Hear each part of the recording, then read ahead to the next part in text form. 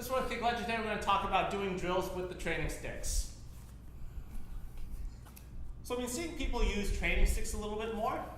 Master Matt had an interesting comment about how it helps preserve his body in addition to being an interesting training tool. And that speaks to us, as over the next few episodes we're also going to need to lighten up a little bit with the heavy impact and then take advantage of that to train other attributes in our game. We're going to hold here, just parallel train tracks next to each other, jab, cross, and hook. We may need to move one slightly out of the way to make room and clear the line for that hook, as you'll see when we get going. But otherwise, just two sticks, stationary, good enough for starting off.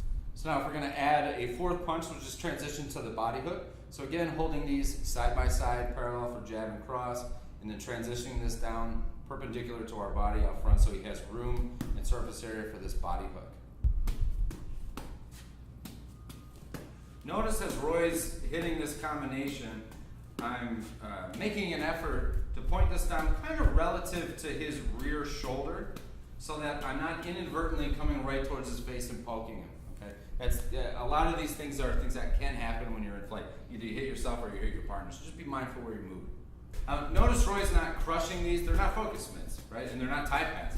So he doesn't need to put a lot of power into it. It's just precision striking. He's trying to follow my movement, use his peripheral vision. Right now, I can see his gaze is fixed at right about the center of my chest or the bottom of my neck, as it should be, so he can use his peripheral to monitor where we're going. If I was to move a little bit, move my feet, then he would transition with me, and around we go.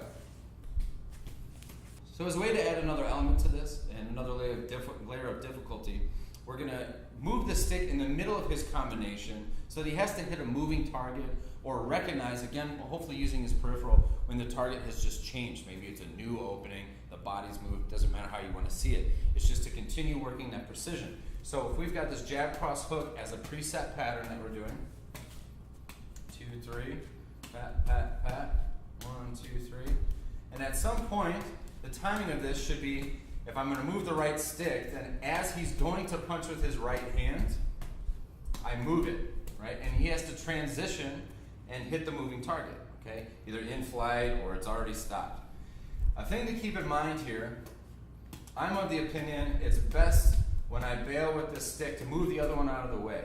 Otherwise, the result tends to be that he's going to hit high, 1, 2, 3, and then try and come up like this. And that's fine if that's the way you want to work it.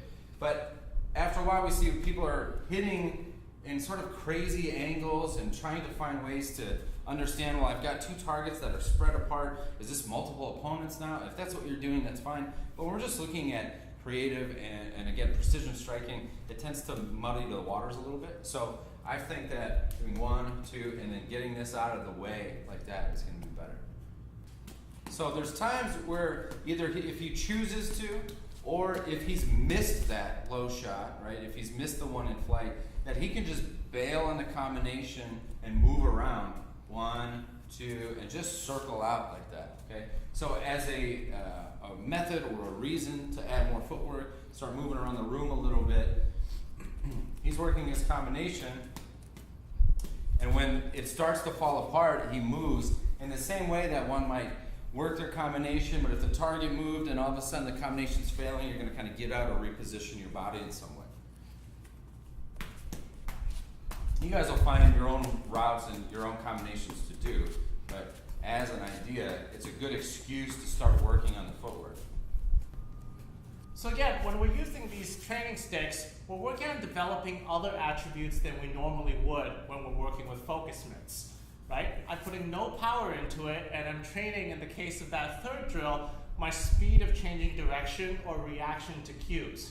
So if Kurt moves it before I fire, I should be able to track it, assuming he stopped before my punch starts coming out. If he moves in flight, I'm trying to get there, but really it's about understanding that something has happened, and then maybe getting my third punch on target. Right? So I'm kind of maybe chasing it down, but once we pick this up, I'm gonna miss. Try it out, you're gonna miss. And that's okay, we're developing this attribute of recognizing the change more than anything, but accuracy as well, of course. So even if I miss the second one, I'm trying to put the third one in the new position. And if you really want to get more creative, you can of course move the third one, make the third one disappear, and again, my mind and my body trying to keep up with all this changing stimulus. Holding for the sticks is really intuitive. If you've got somebody with you that can point 2 sticks up and then point one of them down, good enough. So if you do a kind of martial art, you don't happen to have focus mitts or good pads, impact pads to train with, but you've got sticks, then this is an option for you. Maybe you've gone out of town with somebody, you forgot your training gear, or you didn't plan to train, but you've got a day where there's nothing to do and you want to get some reps in. Your partner's maybe not comfortable holding tie pads or focus mitts, something like that.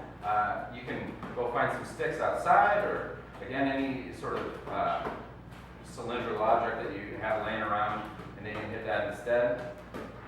Or if you're like me, if you're dealing with an injury and you're not allowed through doctor's orders to take any sort of impact, this gives me an extension where I can do this. I have very little jarring to my body right now, and my partner is still allowed to get some reps in.